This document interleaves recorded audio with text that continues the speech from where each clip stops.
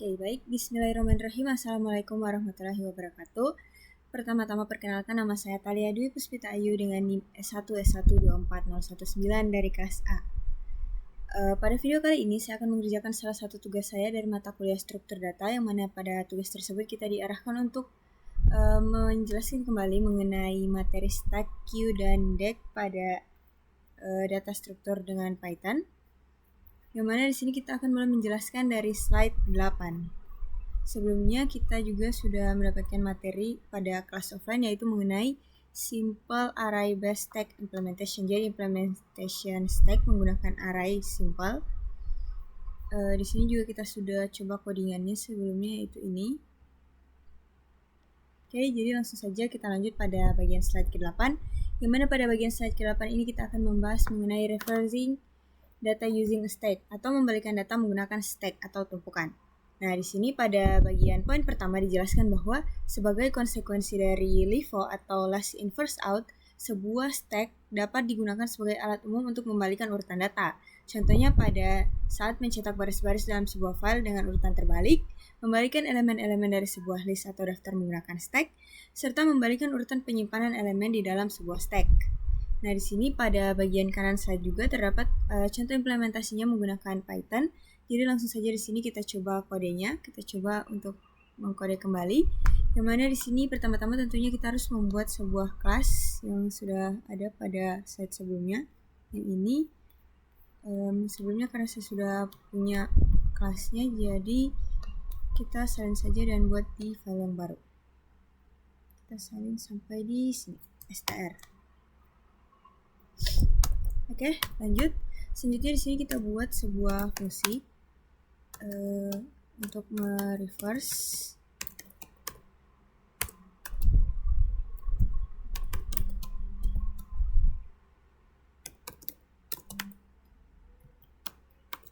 kemudian sini pakai S sama dengan array. Kita ikuti saja contohnya ya.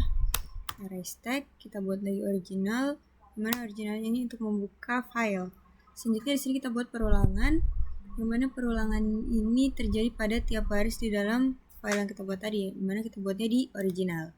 Oke, kemudian kita lakukan push untuk memasukkan data ke dalam file yang kita buat. Oke, kemudian setelah itu jangan lupa filenya kita harus tutup agar tidak memakan memori.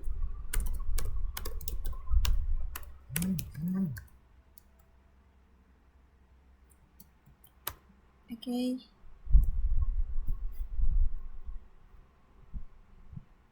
Nanti di sini kita buat output untuk membuka file tadi dengan metode write. Kemudian apabila kondisinya S itu tidak kosong, is empty, maka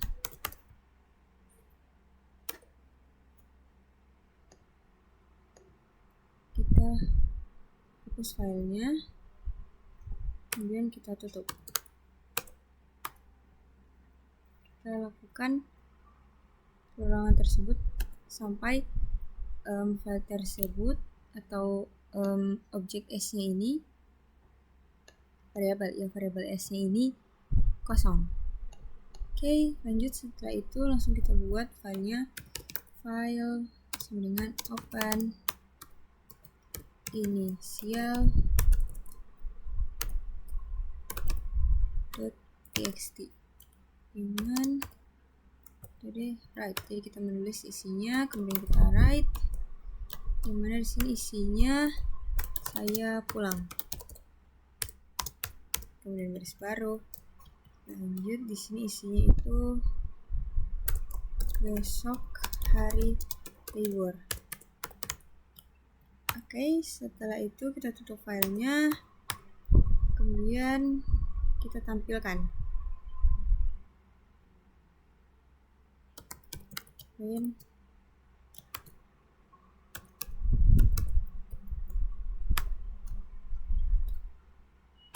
Kemudian kita reverse filenya agar isinya terbalik.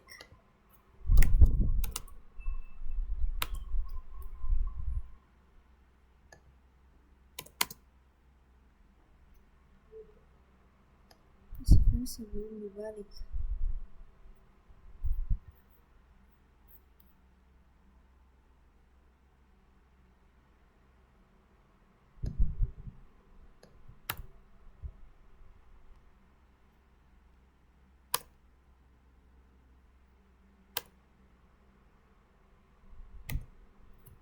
Nah, oke. Mungkin di sini, aduh maaf. Ini sebelum dibalik. Kemudian di sini kita reverse, baru kita tampilkan lagi outputnya setelah di reverse.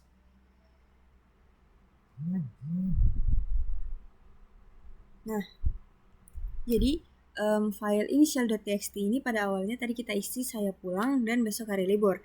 Yang pertama kita masukkan itu saya pulang, kemudian kita masukkan besok hari libur. Jadi yang paling atas berada di tumpukan paling atas itu adalah file terakhir yang kita masukkan, yaitu besok hari libur. Kemudian kita keluarkan, kita pindahkan. Kemudian ya kita pindahkan untuk reverse ini kan kita pindahkan ke tempat lain.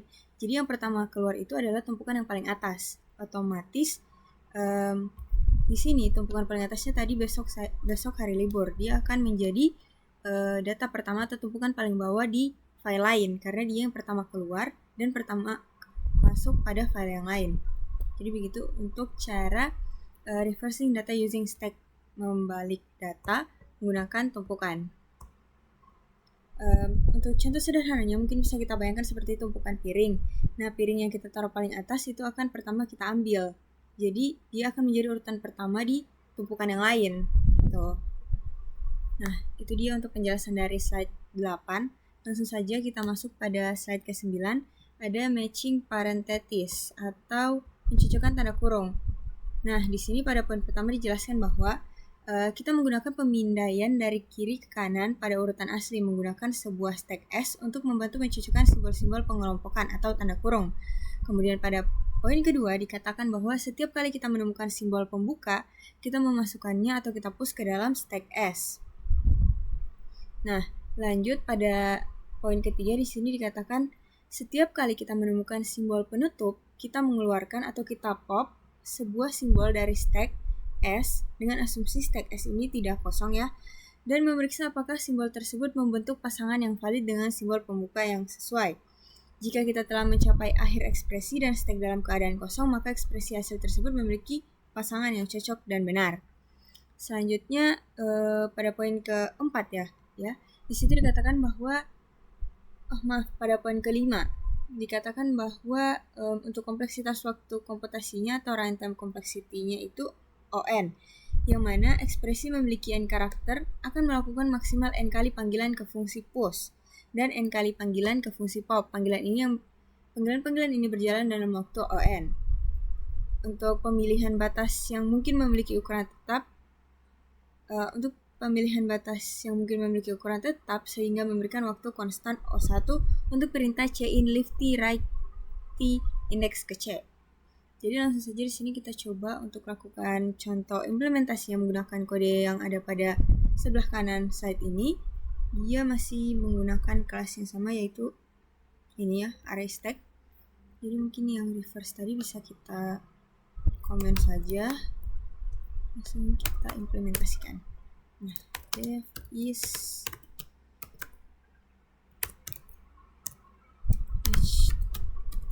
xpr. Kemudian di sini kita buat lefty sama dengan terus righty sama dengan kita buat lagi S sama dengan array stack.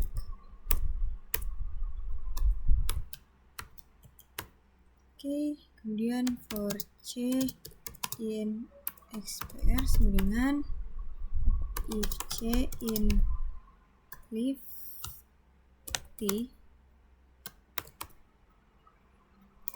S push C. Kemudian elif C in righty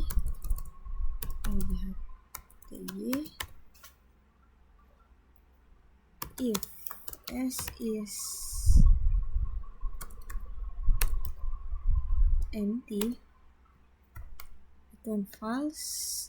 If right index ke C, terus kemudian pop return false. Oke. Lanjut di sini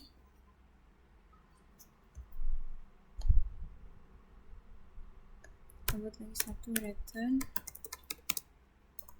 S is empty untuk mengembalikan true apabila S-nya itu sudah kosong.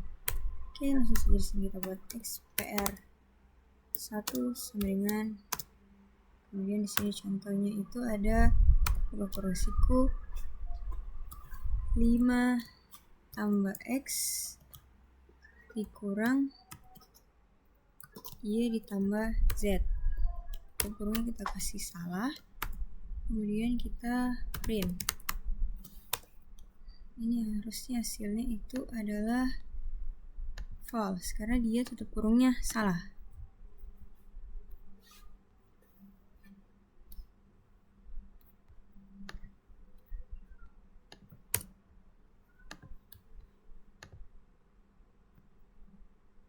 Nah, selanjutnya kita coba buat yang benar. Ini kita kasih 2. Di sini kita kasih kurung siku. Di sini kita ganti jadi 2, XPR 2. Oke. Kita coba run lagi. Dan di sini harusnya hasilnya false, false untuk yang ini dan true untuk yang ini karena kurung sikunya yang ini benar dan yang ini salah. Jadi secara ringkas, kode ini merupakan implementasi algoritma untuk memvalidasi kelayakan pasangan tanda kurung dengan memanfaatkan prinsip last in first out pada struktur data stack atau tumpukan. Program ini akan memindai ekspresi string dari kiri ke kanan setiap kali menemukan simbol pembuka yang ini, tanda buka kurung, kurung kurawal, dan kurung siku. Simbol tersebut langsung dimasukkan atau di-push ke dalam stack, sedangkan jika menemukan simbol penutup yang recti ini, program akan mengeluarkan pop simbol teratas dari stack untuk dicocokkan jenisnya menggunakan kesamaan indeks pada string pembatas. Validasi dinyatakan berhasil dan mengembalikan nilai true hanya jika seluruh simbol penutup berpasangan dengan simbol pembuka yang tepat. Nah, di sini tadi ini menghasilkan true untuk yang ekspresi 2 ya, karena dia pasangannya tepat dan yang ini false karena pasangannya salah. Dan stack berada dalam keadaan benar-benar kosong di akhir pemindaian.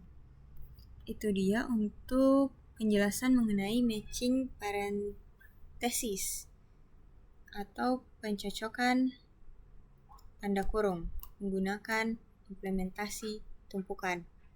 Oke, kita lanjut pada slide ke-10 yang mana slide ke-10 itu membahas mengenai pencocokan tag di markup language. Kode di sebelah menunjukkan demonstrasi penggunaan tumpukan dalam memeriksa kecocokan tag pada sebuah dokumen HTML. Untuk yang ini dia kurang lebih seperti tadi ya, dia ini untuk, kalau yang tadi kurung kurawal bagian sini yang dicek, kalau dia di sini kan di markup language, jadi yang dicek itu ini, memeriksa kondisi apakah semua tag yang sempat dibuka ditutup kembali dengan urutan yang benar. Tuh. Jadi kita langsung coba juga saja yang ini. Ini yang tadi kita kasih komen dulu. Kita buat lagi yang baru, fungsi is match HTML.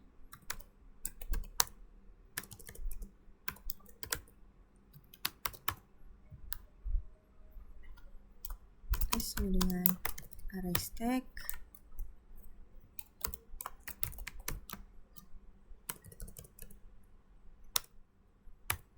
Kemudian J sama dengan row find. Kita cari buka kurung yang ini. Kemudian while J tidak sama dengan int 1,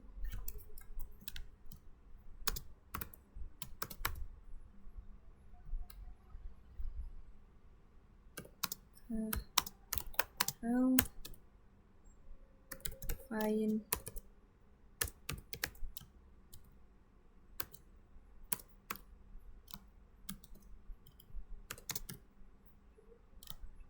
1. Oke, lanjut. If K sama dengan 1. Sebelum 1 ya, sorry. K return false. Kemudian text sama dengan row J plus 1. Terus if not tag start switch. Post tag else event return print tak kosong.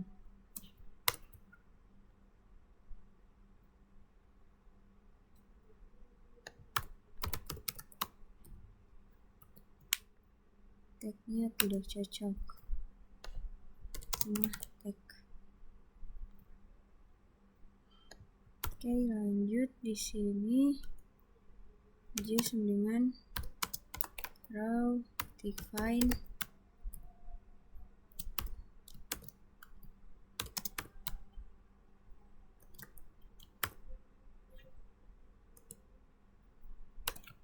Oke. Selanjutnya di sini kita coba is HTML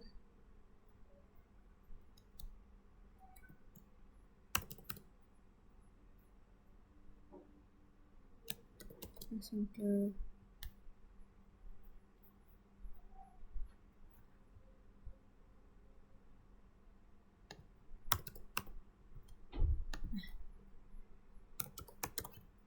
coba matikan dulu ya, ini agak mengganggu.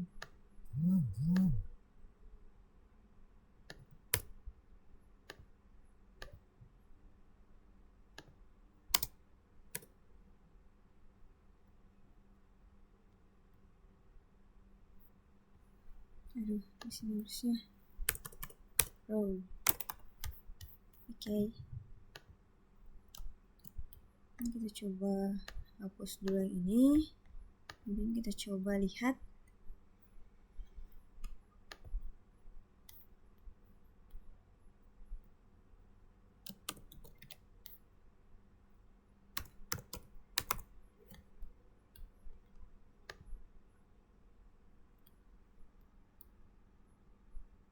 tunggu sebentar.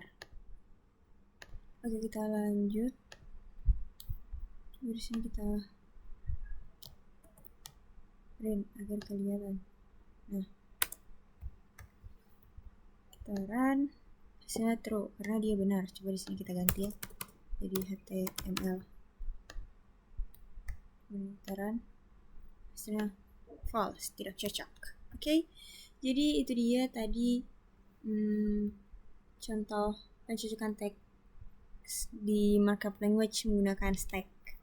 Selanjutnya kita masuk pada slide ke-11, mana pada materi selanjutnya ini kita membahas mengenai queue atau antrian.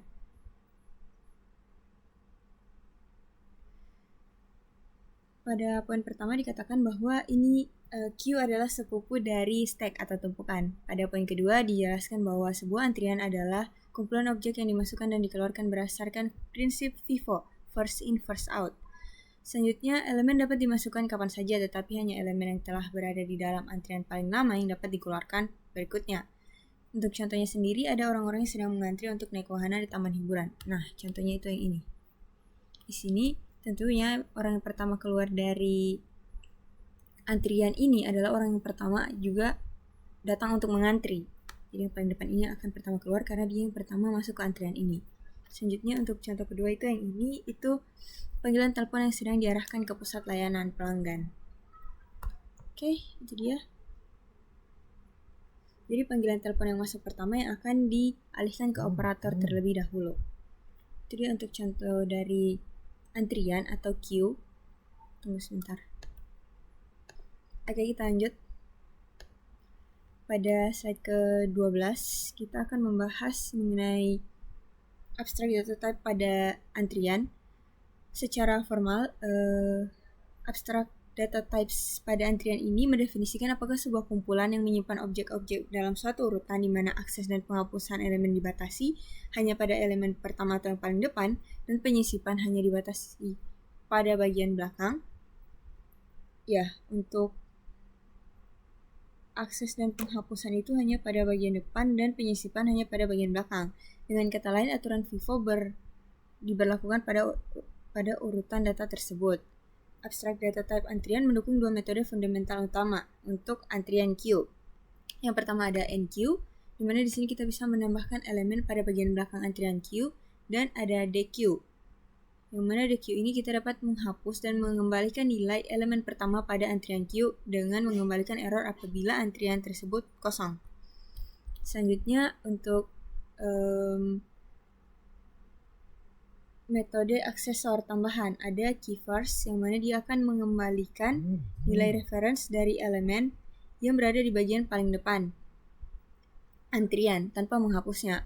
Dia juga akan mengembalikan nilai error apabila antriannya ternyata dalam keadaan kosong. Selanjutnya ada key is empty, yang akan mengembalikan nilai true apabila ternyata antrian queue itu kosong atau tidak memiliki elemen apapun. Selanjutnya ada len key, dia akan mengembalikan jumlah elemen pada antrian key tersebut. Dan di Python kita bisa mengimplementasikannya dengan special method yaitu len. Oke, lanjut kita bahas slide selanjutnya.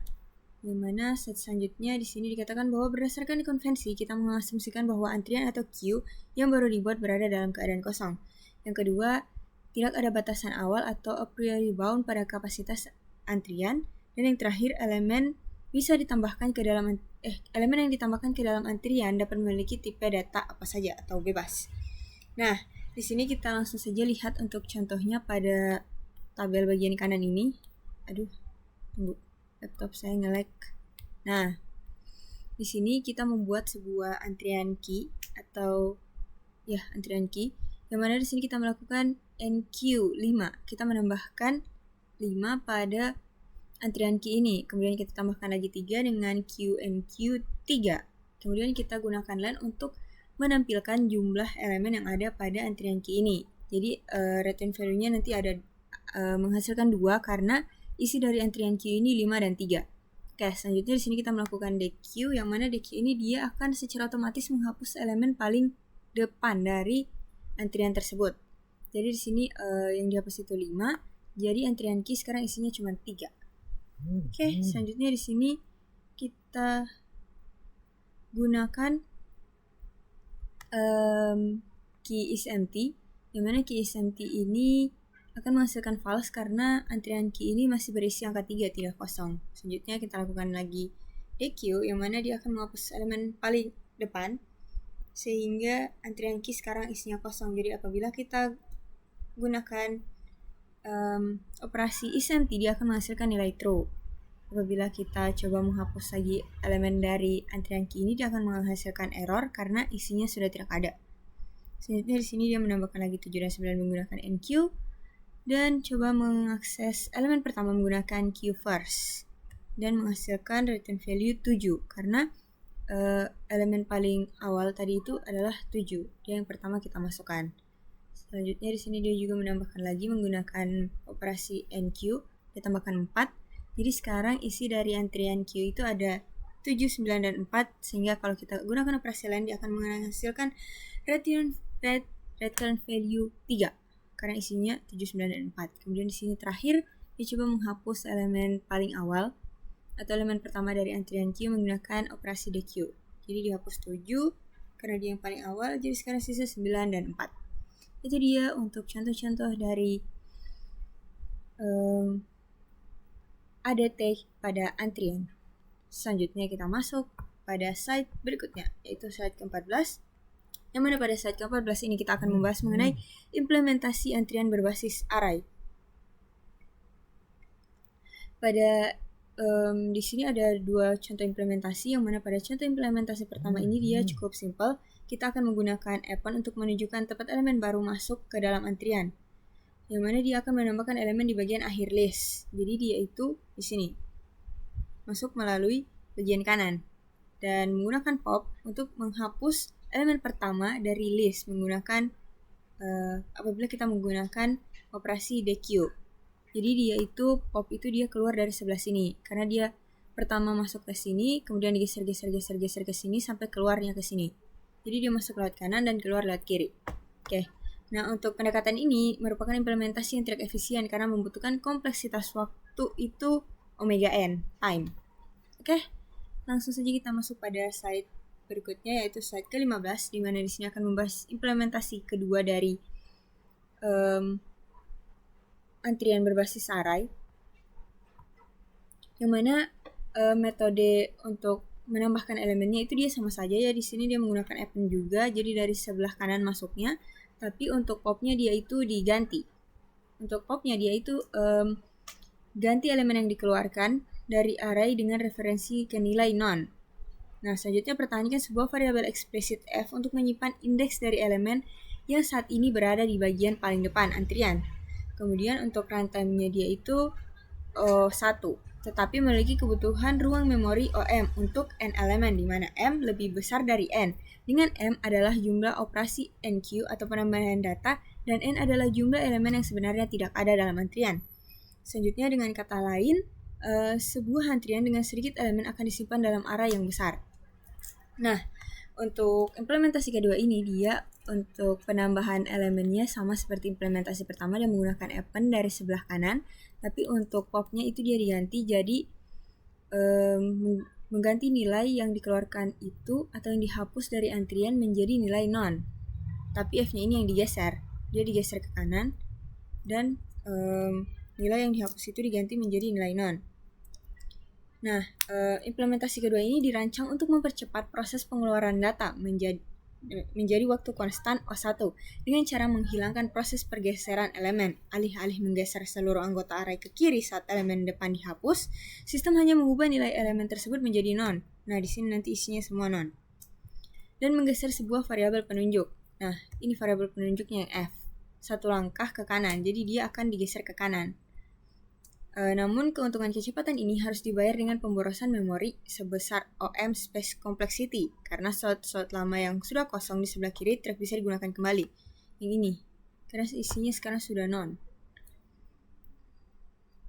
Sehingga array akan terus tumbuh memanjang ke kanan dan menyebabkan antrian yang sebenarnya hanya berisi sedikit elemen aktif tetap memakan ruang penyimpanan yang sangat besar di dalam memori komputer. Karena nanti yang sudah dihapus, ini ruang-ruang yang elemennya sudah dihapus ini tidak bisa digunakan kembali karena ada isinya nilainya non. Jadi dia akan terus memanjang ke kanan dan memakan ruang penyimpanan.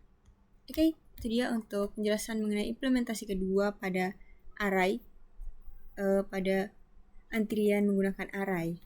Nah, di sini pada slide 16 ini lanjutan penjelasan dari slide 15 ya, yang mana di sini dijelaskan bahwa desain ini akan memiliki konsekuensi yang merugikan pada aplikasi yang ukuran antriannya relatif kecil, tetapi digunakan dalam jangka waktu yang lama. Contohnya itu dia waiting list pada sebuah restoran. Mungkin tidak pernah memiliki lebih dari 30 entry dalam satu waktu, tetapi sepanjang hari atau seminggu jumlah keseluruhan entry yang masuk akan jauh lebih besar. Nah, jika aplikasi ini berjalan selama berminggu-minggu atau berbulan-bulan tanpa henti, memori RAM komputer akan mengalami pembengkakan secara konstan hanya untuk menyimpan slot kosong. Karena di sini apabila antrian tersebut sudah selesai, dia akan dihapus dari list, tapi listnya tidak bisa digunakan kembali karena ada isinya non. Jadi dia akan membutuhkan memori yang besar hanya untuk menyimpan slot kosong yang berisi non. Tuh. Nah, untuk itu di sini ada sebuah solusi yang mana kita bisa menggunakan yang namanya circular array. Nah, pada slide 17 dijelaskanlah mengenai using an array circular.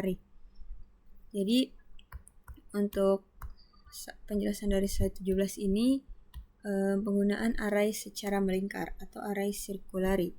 Kita membiarkan bagian depan antrian bergeser ke arah kanan dan membiarkan isi antrian berputar kembali ke awal array utama ketika mencapai ujung akhir. Jadi kita asumsikan bahwa array utama kita memiliki panjang sebesar n yang ukurannya lebih besar daripada jumlah elemen sebenarnya di dalam antrian. Selanjutnya, elemen baru dimasukkan menuju ujung akhir antrian saat ini. Dia bergerak maju dari posisi depan hingga indeks ke n-1, yaitu di indeks terakhir. Lalu melanjutkannya kembali di indeks 0, kemudian indeks 1, dan seterusnya. Jadi dia berulang di list yang melingkar itu, list array yang melingkar itu. Ya. Nah, pendekatan ini menghasilkan kebutuhan memori sebesar O1 untuk implementasinya. Jadi tidak terjadi pembengkakan ukuran dari array-nya. Nah, konsep dari circular array ini menyelesaikan masalah pemborosan memori pada antrian dengan cara menghubungkan ujung akhir array yaitu n-1 kembali ke ujung indeks pertama, sehingga membentuk sebuah siklus perputaran imajiner. Melalui pemanfaatan operasi modulus pada rumus yang ini, F sama dengan F plus 1 modulus N, posisi penunjuk data depan maupun belakang dapat berputar secara otomatis ke slot indeks awal yang telah kosong setelah proses dequeue. Pendekatan cerdas ini berhasil mempertahankan efisiensi waktu konstan O1 sekaligus memastikan kebutuhan ruang memori tetap stabil pada batas ukuran maksimum tertentu, tanpa perlu lagi memperbesar ukuran array meskipun program telah berjalan dalam jangka waktu yang sangat lama. Nah, jadi untuk solusi dari implementasi kedua tadi yang boros memori itu, kita bisa menggunakan yang namanya array circulari, gitu. Selanjutnya di sini kita langsung saja masuk pada slide ke-18, yaitu slide yang akan membahas mengenai implementasi antrian dalam Python. Secara internal, kelas antrian itu mempertahankan 3 variabel instan. Yang pertama ada data, yang merupakan referensi dari sebuah instan list daftar dengan kapasitas yang tetap. Yang kedua ada size, yang mana dia merupakan bilangan bulat integer yang merepresentasikan jumlah elemen saat ini yang disimpan dalam antrian. Dia ini berbeda dengan total panjang dari list data. Jadi size ini dia beda dengan panjang dari list data. Selanjutnya yang ketiga ada front, yang mana dia merupakan integer yang merepresentasikan indeks di dalam variabel data untuk elemen pertama dari antrian dengan asumsi antriannya ini tidak kosong. Selanjutnya kita menyediakan fungsi aksesor. Yang pertama ada len. Seperti yang kita ketahui, ini sudah tidak asing ya, ini untuk mengembalikan panjang antrian saat ini, yang ini untuk mengecek apakah antriannya kosong atau tidak, dan yang ketiga ini first untuk mengembalikan elemen pertama pada antrian tersebut. Nah, selanjutnya juga ada fungsi mutator. Yang pertama ada enqueue untuk menambahkan elemen pada antrian dan dequeue untuk menghapus elemen dari antrian. Jadi langsung saja di sini kita coba melakukan pengkodean dari slide 18 sampai ke slide 19.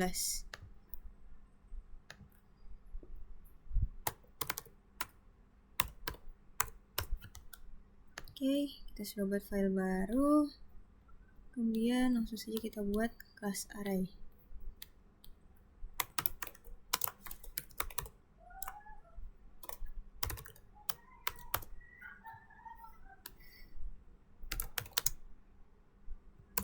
Ini ada default capacity-nya itu 5.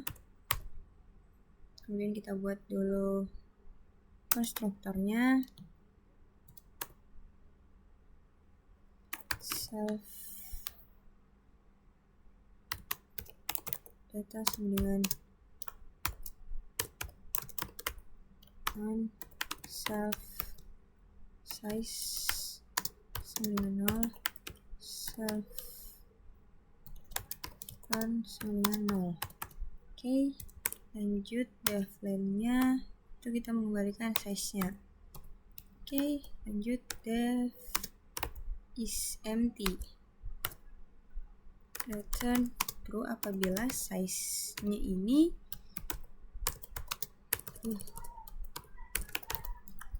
sama dengan 0. Oke, lanjut untuk def first-nya ini if self is empty, maka maka dia akan mengembalikan nilai error. Oke, selanjutnya apabila tidak, dia akan return dua kali self data yang paling depan, jadi self front. Oke, lanjut di slide 19. Sini untuk fungsi deq-nya. Deq kan menghapus, jadi kita tidak perlu parameter. Oke, lanjut. Terus dia sama saja ya, apabila error kita sama saja ini. Apabila dia error, maka ya ini dia akan mengembalikan nilai error.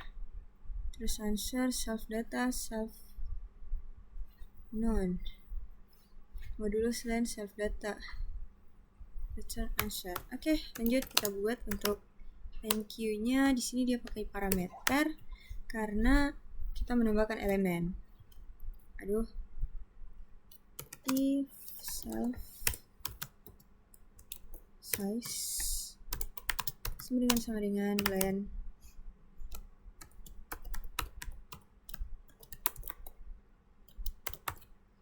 maka di resize ya, di resize ini dia 2 kali dari panjang datanya.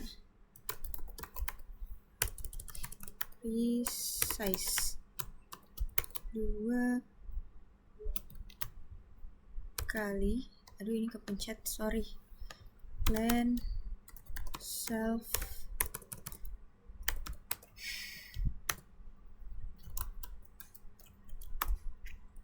Oke,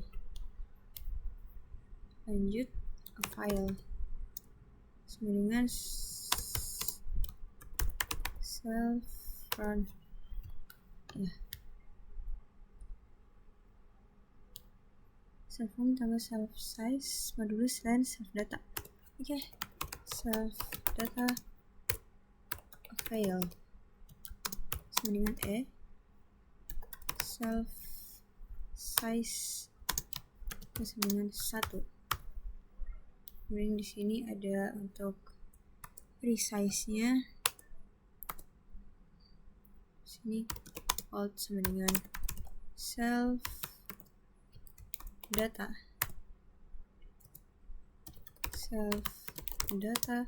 sama dengan non dikali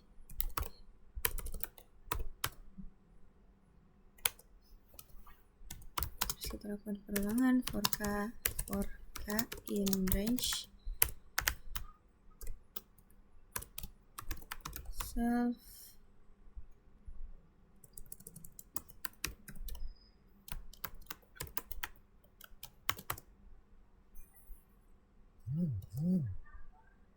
kemudian di sini self front null.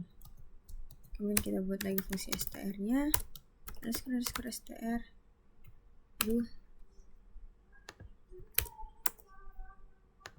Kemudian di sini return ini ditambah ini join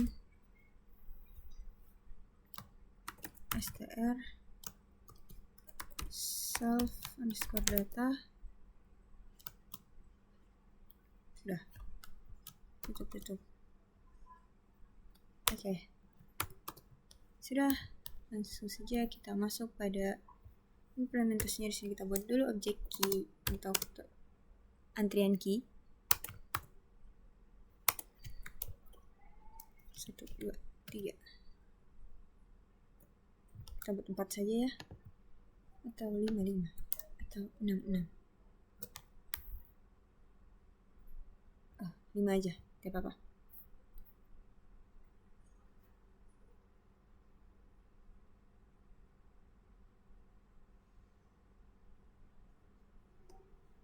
Terus kita print key sama dengan key print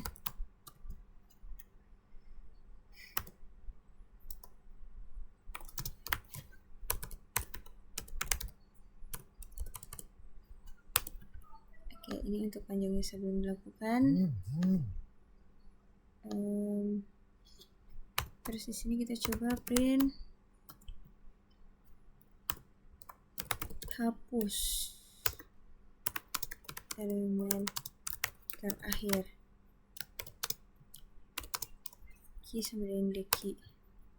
Oke, kemudian kita coba tampilkan lagi ini di bawahnya. Nah, sudah.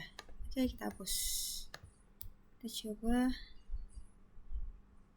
NQ5 dibaris 48 sama 32.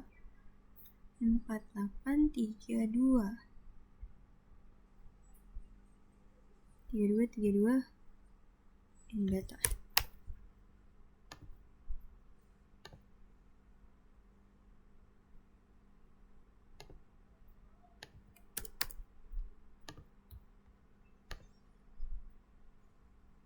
Nah, ini dia.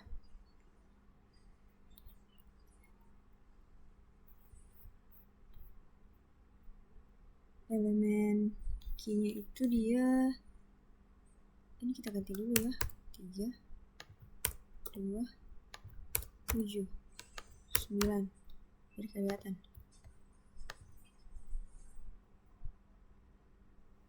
1, 2, 3, 4, 5, 6, 7, 8. Ini dia sudah melakukan resize juga sepertinya. Nah, untuk elemen yang dihapuskan dia elemen pertama yang dimasukkan. Elemen yang pertama first in first out, elemen paling pertama. Jadi dia itu yang dihapus adalah 5. Kemudian 5 itu diganti menjadi non. Sekarang jadi sisa 3, 2, 7, dan 9. Dan panjang antrian key itu sekarang sisa 4, tadinya 5. Itu saja untuk penjelasan dari implementasi antrian pada Python. Langsung saja kita masuk pada slide berikutnya, yang mana di sini ada penjelasannya juga ya.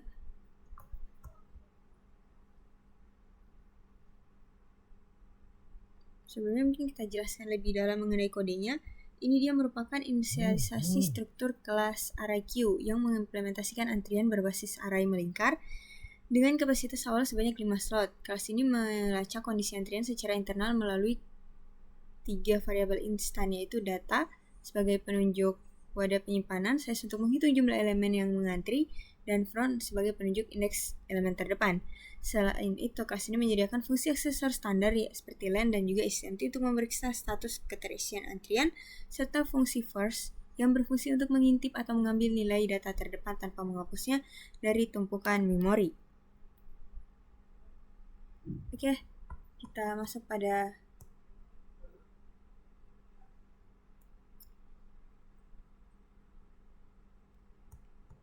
slide ke-20 ya. Slide ke-20.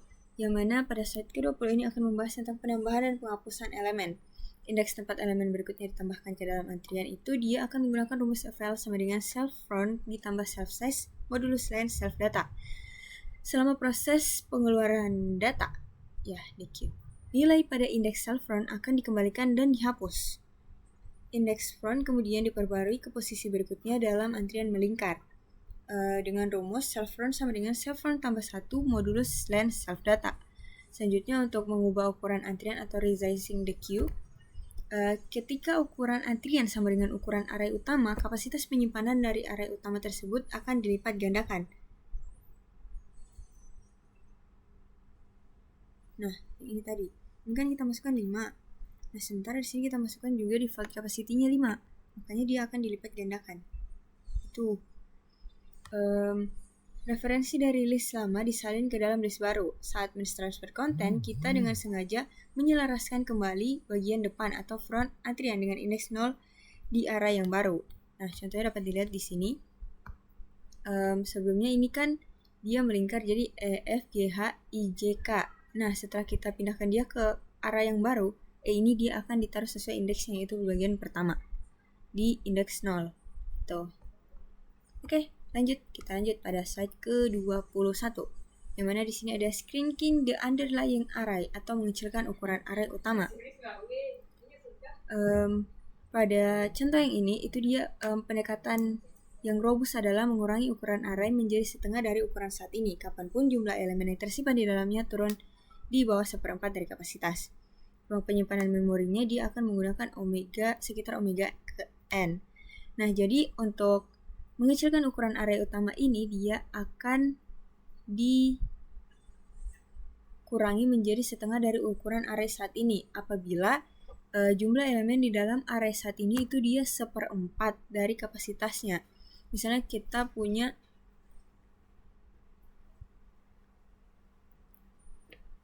array dengan kapasitas 20. Nah, saat ini jumlah elemen di dalam array dengan kapasitas 20 ini hanya 5. Nah, itu kan dia cuma 1/4 dari kapasitasnya, dari 20 tadi. Jadi, ukuran arraynya ini bisa diturunkan menjadi setengahnya, yaitu 10 saja. Itu. Nah, di sini. Ini. Itu dia untuk pengecilan ukuran array utama. Kita lanjut saja pada slide berikutnya, yang mana di sini ada mengenai analyzing the array based queue implementation. Nah, di sini kita akan membahas mengenai runtime dari operasi pada antrian. Nah, seperti yang bisa dilihat pada tabel ini, di sini kita bisa lihat bahwa untuk seluruh operasinya itu dia menghasilkan kompleksitas waktu yang konstan, yaitu di 0,1. Karena komputer hanya mengakses indeks tertentu secara langsung tanpa melakukan perulangan data. Nah, di NQ dan DQ di sini kita bisa lihat ada tanda bintang, ya. Jadi ini dia menunjukkan waktu yang teramortisasi atau waktu rata-ratanya. Jadi operasi tersebut biasanya berjalan sangat cepat dalam waktu kisaran O1. Tapi pada momen langka ketika array sudah terlalu penuh atau harus diperbesar atau terlalu kosong sehingga harus diperkecil, dia akan membutuhkan waktu yang lebih besar di sekitaran ON. Jadi rata-ratanya memang segini, tapi pada saat tertentu dia itu membutuhkan waktu yang lebih lama daripada ini. Gitu. Jadi dia secara rata-rata dia memiliki kompleksitas waktu yang di kisaran yang sama. Oke, jadi itu dia. Kita lanjut pada slide ke-23, yang mana di sini kita akan membahas mengenai double-ended queue. Sebuah deck, ya dibacanya deck. Sebuah deck atau double-ended queue itu adalah struktur data yang mirip dengan queue atau antrian yang mendukung penambahan dan penghapusan elemen di kedua ujungnya, baik di bagian depan maupun di bagian belakang. Tipe data abstraknya atau abstract data type-nya deck ini bersifat lebih umum dan fleksibel daripada abstract data type dari stack maupun queue. Contohnya dia ini seperti penggunaan waiting list di restoran, yang terkadang orang pertama mungkin dihapus dari antrian, namun ternyata meja belum tersedia. Biasanya restoran akan memasukkan kembali orang tersebut ke posisi pertama dalam antrian. Bisa juga terjadi ketika seorang pelanggan berada di ujung antrian tetapi tidak sabar lalu meninggalkan restoran. Nah, kalau misalnya pakai queue atau antrian biasa, dia kan harus yang pertama masuk, yang pertama keluar. Nah, sementara pada deck atau double-ended queue ini dia yang terakhir pun boleh keluar pertama. Gitu. Oke, kita lanjut.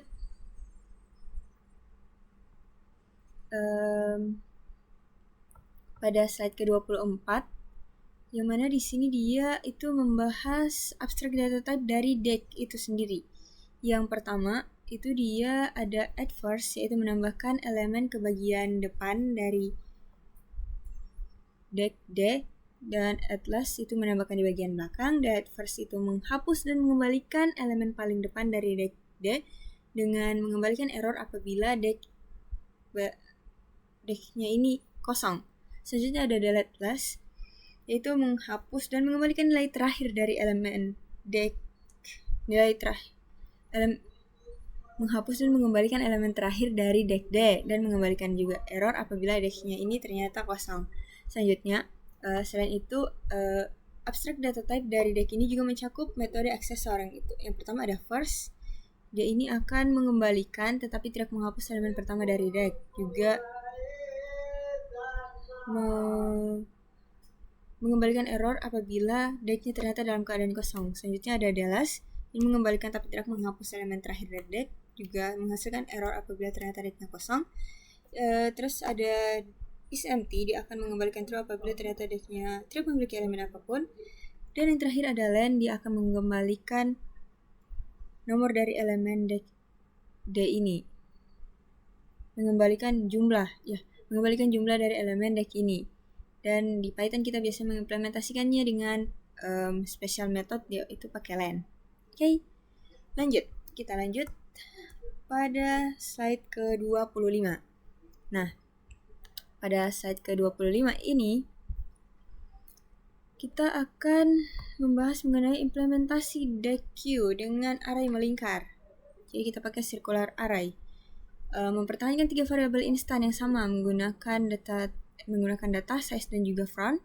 Untuk bagian belakang antrian itu dia menggunakan back sama dengan self front tambah self size kurang 1 modulus len self data.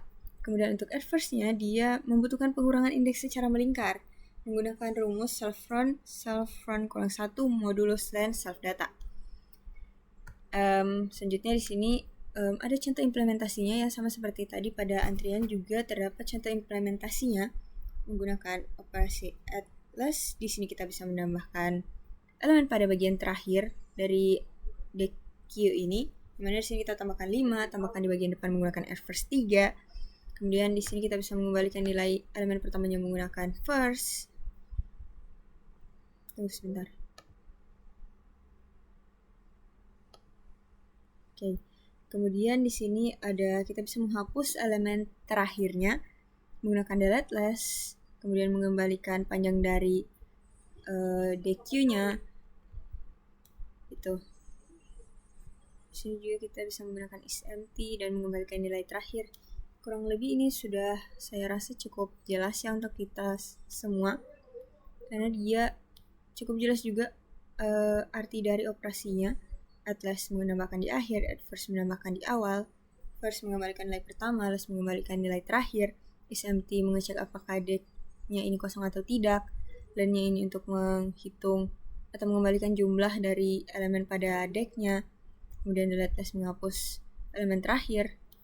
Jadi sudah, kita lanjut saja pada slide ke-26, yang mana pada slide ke-26 ini kelas dikatakan bahwa kelas DQ didokumentasikan secara formal untuk menjamin operasi waktu O1 di kedua ujungnya, tetapi memiliki waktu operasi terburuk atau worst case-nya ON ketika menggunakan notasi indeks di bagian tengah DQ. Selanjutnya mungkin sebelum kita masuk pada contoh kodenya ini, kita coba jelaskan dulu untuk tabelnya ini. Dia ini memetakan kesetaraan fungsi konsep teoritis abstract data types dari DEC menggunakan implementasi pustaka bawaan siap pakai milik Python melalui modul collection DQ. Pustaka bawaan Python ini menawarkan fungsionalitas yang jauh lebih kaya dibanding cetak biru teoritis data dasar, di mana operasi penyisipan dan penghapusan di ujung akhir diawali secara berurutan oleh perintah append left dan pop left, sementara untuk di ujung kanan diwakili oleh append dan pop. Jadi untuk menambahkan dan menghapus di bagian kiri itu kita gunakan append left dan pop left, sementara untuk di ujung kanan kita bisa gunakan append saja dan pop saja. Itu. Melalui tabel ini dijelaskan pula bahwa struktur DQ bawaan Python memungkinkan manipulasi data tingkat lanjut seperti pengosongan wadah secara instan menggunakan clear. Nah, selanjutnya pencarian frekuensi kemunculan data spesifik kita bisa gunakan count E serta fungsi rotasi posisi indeks secara melingkar menggunakan metode rotate. Oke, itu dia.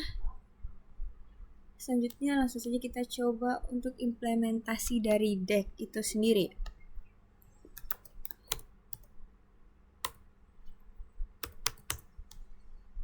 Oke, kita import collection D sama dengan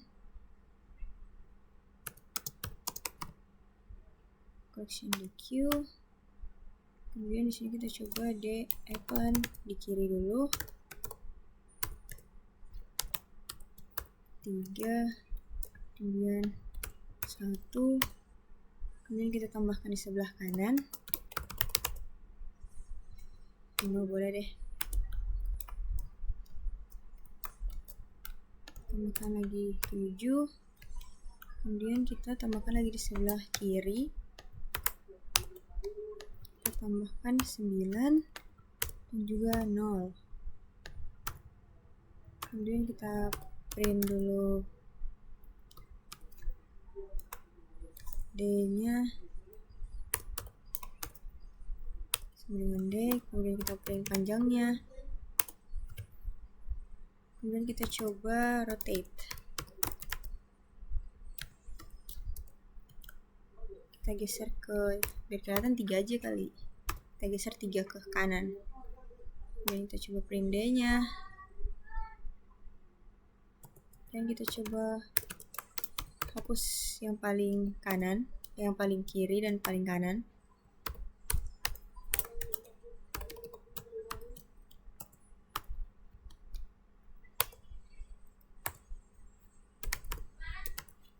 Oke, kita hapus dulu.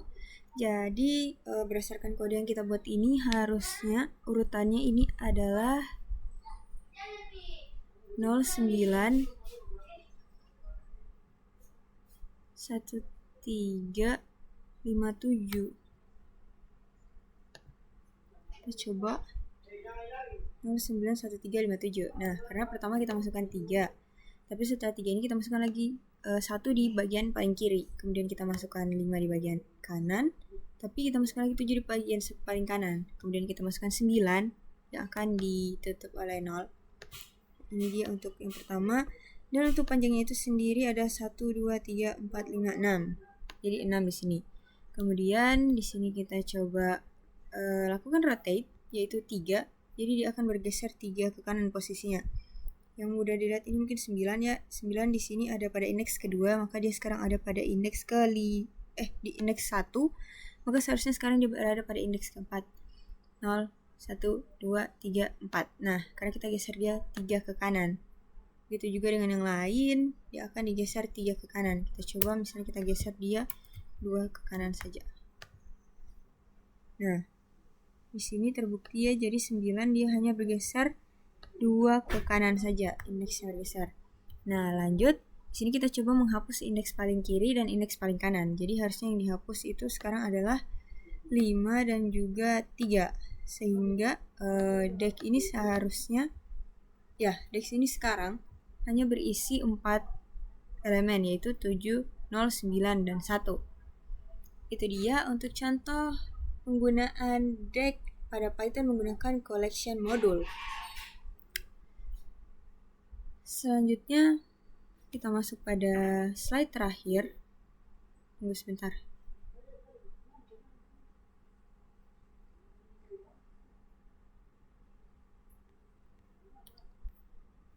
Sepertinya tadi yang ini sudah kita jelaskan. Oke. Selanjutnya kita masuk pada bagian slide terakhir, yang mana slide terakhir ini juga akan menutup video kali ini, menutup tugas video kali ini. Dan kita akan menutup tugas video kali ini dengan sebuah summary atau ringkasan. Di sini kita sudah berhasil mempelajari mengenai 3 abstract data types. Yang pertama ada pada stack, yaitu antrian. Yang kedua ada pada queue, yaitu stack pada tumpukan. Yang kedua queue pada antrian, dan juga pada deck atau antrian ujung ganda, double-ended queue. Nah, selanjutnya juga kita sudah mempelajari mengenai implementasi dari abstract data types pada list Python. Dan kita juga sudah menganalisis performa dari implementasi tersebut. Nah, itu dia penjelasan mengenai slide terakhir dari PPT kali ini, yaitu mengenai stack, queue, dan juga deck. Maka berakhir pula tugas video kali ini.